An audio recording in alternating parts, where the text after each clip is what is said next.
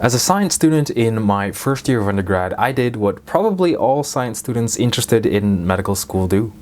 I went on the faculty homepage, found some researchers whose work I didn't fully understand, and then proceeded to write desperate emails, essentially citing my passion for their specific area of research, basically begging them to take me into their lab.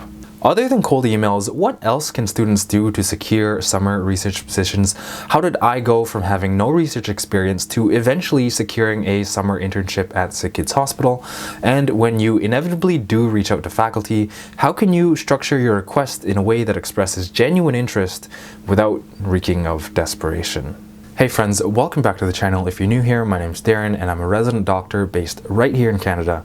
In today's video, I'm going to take a trip down memory lane and just walk through the process of 3 different ways that students can go about trying to secure either summer research positions or part-time research positions during the academic year. As we go through the video, I'll try and highlight that these 3 different methods are not necessarily mutually exclusive of one another, but in some cases, in order to actually secure one of these research positions that we're after, you may have to employ a combination of 2, if not all 3 of these strategies at the exact same time. Make sure to stick around for the end where I compare 2 emails. The first that I sent probably in my first year of undergrad, which was very unsuccessful in landing me a research position, and the second, which was one of the first emails I sent that actually got a positive response and got my foot in the door to open the opportunities for me to eventually get involved in scientific research as an undergraduate student. If you are applying for a formal undergraduate research position this summer, do head on over to canadianpremed.ca and get in touch with us. We'd love to help you out preparing your CV or cover letter or even the email that you send to the principal investigator when you are reaching out to them to hopefully be able to secure you that research position. Once again, head on over to canadianpremed.ca and we'd love to get in touch with you. The first way to get a research position is shockingly simple, but definitely not one that should be overlooked because it is, generally speaking, the easiest way, and that is to tap into your own social network. When I was in high school, there was a group of myself and a couple of my other friends that were interested in getting research positions and going to medical school, and we did actually have one friend whose dad was a doctor at one of the hospitals in the city. Now, unfortunately, I wasn't the one that was chosen for the available research positions that our friend's dad had to offer, but 2 of my friends actually did get research positions simply just by asking my friend whether or not his dad would be open to having one of us join his lab for the summer. Now, I'm not saying that we all go around making friends that can only offer us career benefit or some immediate tangible benefit to our lives in the immediate term, but I do think that these examples have something to say about just being someone that's easy to get along with, someone that invests into their relationships and invests into their communities, because it's oftentimes these types of connections and relationships that can open up doors to us that would not have been possible through pure perseverance and hard work alone. In my case, although I didn't have somebody that was able to just snap their fingers and get me a research position just like that, I did have a mentor in my local church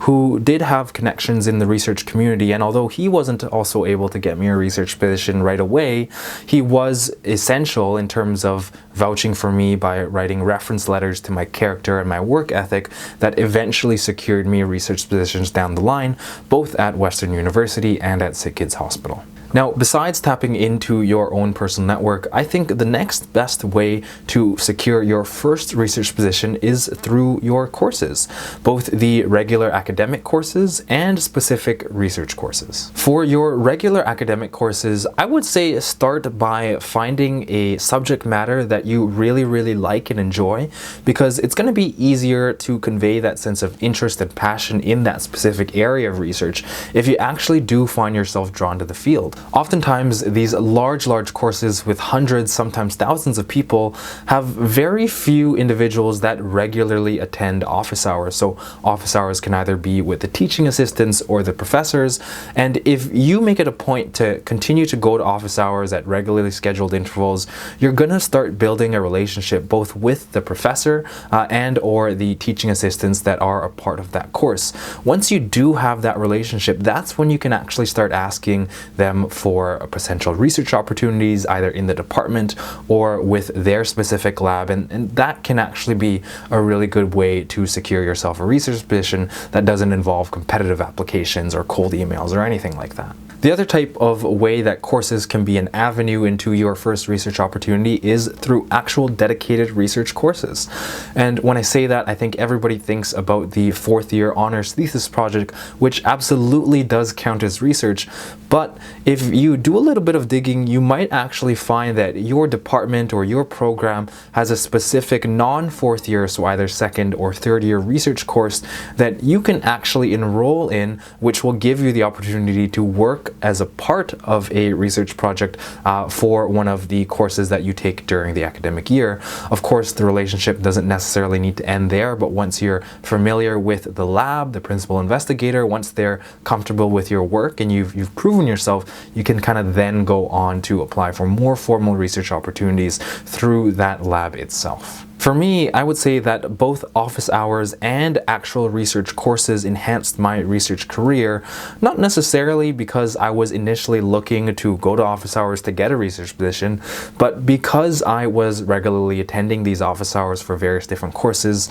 My calculus professor of all subjects ended up actually being one of my really important references that helped me secure a summer research award in the summer after my second year of university. Then, when I was going to third year after having done the summer research experience, my principal investigator or my professor in that lab actually encouraged me to pursue a third year research course to continue on the work that I had started during the summer. And at Western, I believe that course was Biochemistry 3380, but at your institution, it may be another half year or full year course that allows you to actually get hands-on practical experience in the lab with a formal research position that is part of course-based work that isn't an honors thesis project. So just look out for those types of opportunities. They can either be continuation of projects, or you can approach supervisors thinking, I kind of want to take this course. Would you be willing to have me as a student for this course? Either way works, and either way will look good on your application when you're eventually applying to medical school. And finally, the last, but in my opinion, the best way to get involved in research is through formal paid research programs. Now, the reason that these programs are so good is because, well, A, you get paid, but B, there's actually incentive for your professor to take you on as well, because usually if you're getting paid, that means the university is also subsidizing the cost for them to have you as a student, so the lab gets money as well. For these formal research programs, they are usually very competitive for obvious reasons, and they involve a CV, a cover letter that you'll have to write, usually an application. They need to see your transcript amongst other potential documents that they may potentially request. But once again, if you are able to get one of these research positions, it will look very, very good on your CV and your resume moving forward, and ultimately when you do apply to medical school. I'll list a few of these research positions here on the side, but one thing I would keep in mind is that most of these research positions are not typically institution specific, so that means that just because you go to the University of Toronto, that doesn't mean that you can't apply for one of these programs at Western University, for example. I think obviously you're probably most likely to have the most luck at your home school, or at least the school in your hometown, because you'll be able to have that discussion about the logistics with the professors that you're applying to. But if you're really, really interested in one particular person's area of work or areas of research, don't let that stop you from applying to one of these programs that is outside of your home school. In my case, again, I started off with NSERC USRA, and the first time I applied for that, I did so at Western.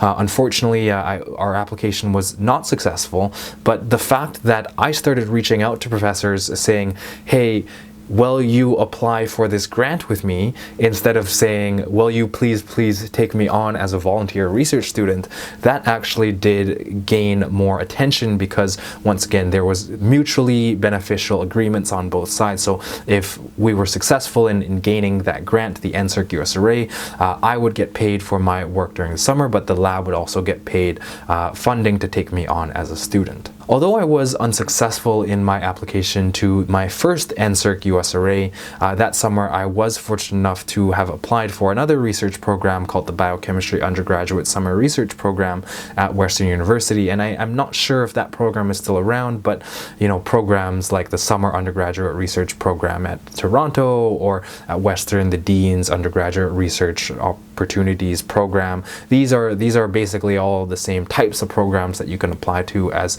undergraduate students, and again, approaching a supervisor with the intent to apply looks a lot better than just offering to volunteer in most cases. In terms of my own personal journey outlining how I got my first research experience without any prior research experience, I think it would be a bit insincere to say that any one of these three methods was solely responsible for this accomplishment. Yes, it definitely helped that I had good grades, but I also needed to have people that were willing to vouch for me and my academic abilities, who were the professors that I had built relationships with through my interaction with them during office hours.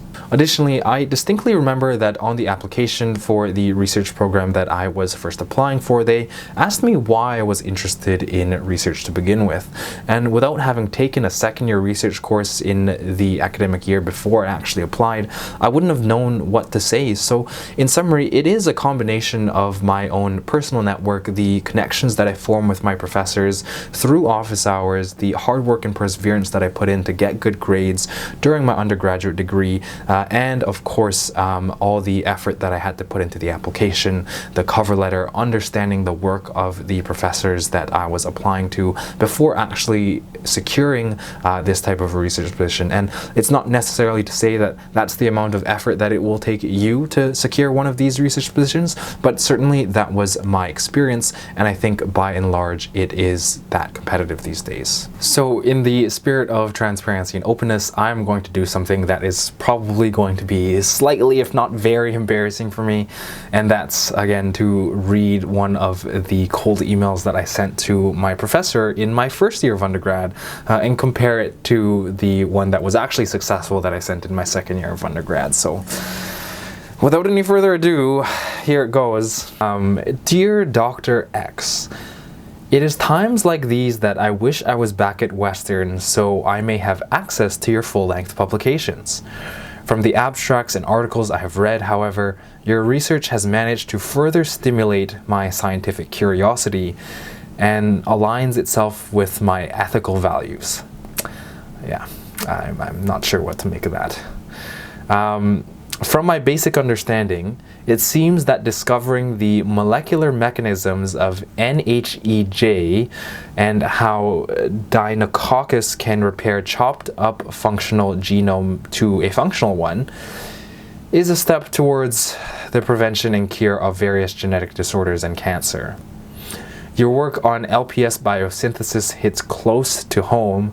I'm not really sure how that would be the case, but that's what I said, as I'm increasingly anxious about the spread of the MCR1 gene and antibiotic resistance gaining ground as a whole. Sure, okay. It humbles me to know that you were once in a position similar to mine and have come so far. This September, I will be entering my second year of medical science at University of Western Ontario. I cannot settle to be a bystander with all the amazing research surrounding me. Thus far, no professor's work has interested me as much as yours, especially pertaining to protein-DNA interactions.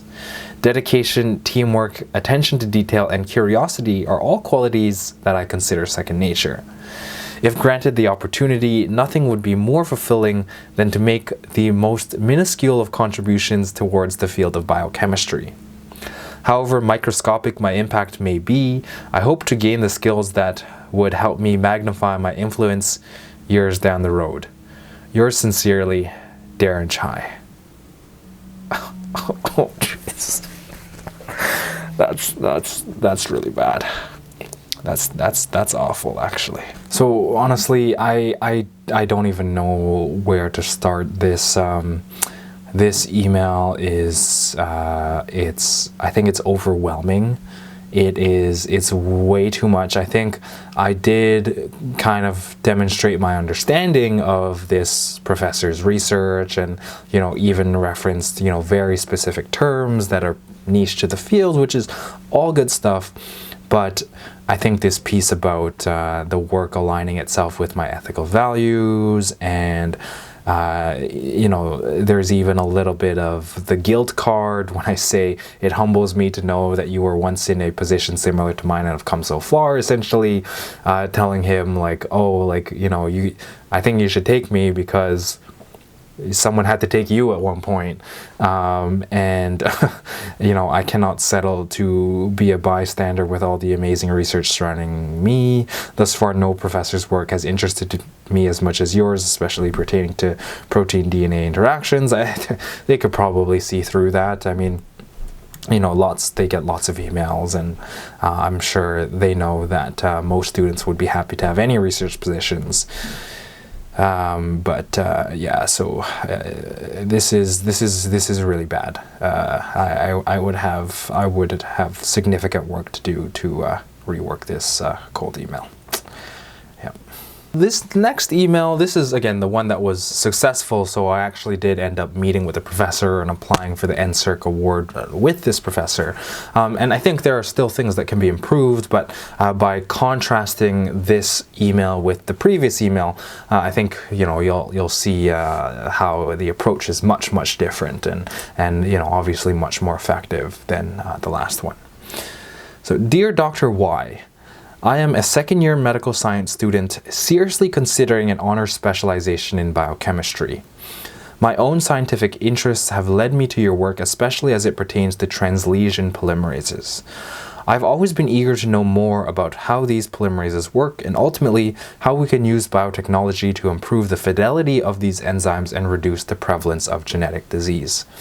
Personally, I'm most interested in how cancer cells use telomerase to contribute to their uncontrolled proliferation, and would love to research its mechanism and how it can be targeted to treat cancer. However, I understand that this is only one piece of the puzzle, and many have already shared the same thought. I understand you are an eligible NSERC USRA supervisor. I am a creative, adaptable, team-oriented individual who is willing to learn from the ground up. Additionally, I am confident that I'm in an academic standing that would make me a competitive applicant for this award. I would be grateful if you were to consider taking me under your wing this summer, as I hope to apply for an NSERC award here at Western University. Best regards, Darren Chai. So again, not perfect, but definitely a lot better than the email that I sent to the other professor in first year. And I think there's a lot that we can learn from this type of a cover letter. So let's go ahead and break that down. I start by saying I'm a second-year medical science student seriously considering an honors specialization in biochemistry. So in other words, if I do end up working for this professor during the summer, either through an award or volunteering, that relationship may not necessarily end there, because I may then go on to do an honors thesis project and potentially a master's degree in their lab, should she take me on and mentor me at an early age. That's sort of why you want to lead with something that you're interested in, and where you're heading in terms of your own career and your program and your major. Same thing, just a bit more toned down compared to the previous letter, where I highlight my interest in their specific work. Again, no way of getting around that. You have to read up on their work. You have to know what you're talking about when you do reach out. And I think this line here about saying, I understand that this is only a piece of the puzzle, and many have already shared this same thought. So recognizing that there has to be some element of humility when approaching research, in that, it takes years and years and years of cumulative scientific research to eventually lead to a breakthrough, and progress is very slow in scientific research, especially when we're talking about the basic sciences. So that's a good line to put in. Finally, this piece about the award, and basically this drives home the idea that I was trying to convey throughout the entire video, and that when you're reaching out, the best way to reach out is to say, I want to apply for this award with you, or I want to do this research course for you. Once again, because whenever there is a formal agreement, something in writing that either involves money or time or coursework, that is something that professors tend to view more favorably than just offering to volunteer in a lab, once again, because they get so many volunteers and they only want to spend their time and energy and resources on the absolute best, most serious students who can potentially see themselves doing future research in their lab should they potentially not get into med school or have to delay their entrance into med school by a few years. So that's really why this cover letter worked, and why it led to a sit-down interview. And although we were unsuccessful in our application that year, again, I did apply for a different research award that year, and was fortunate enough to be accepted into the program under a different lab. If you found this video helpful in any way, shape, or form, do hit that like and subscribe button down below. And if you're interested in hearing more about how I got a research position at Sick Kids Hospital after my third year of undergrad, I'll leave a link to that video at the end screen of this video. But in terms of today, that's all we got. So again, hope you enjoyed the content, and I will see you in the next video.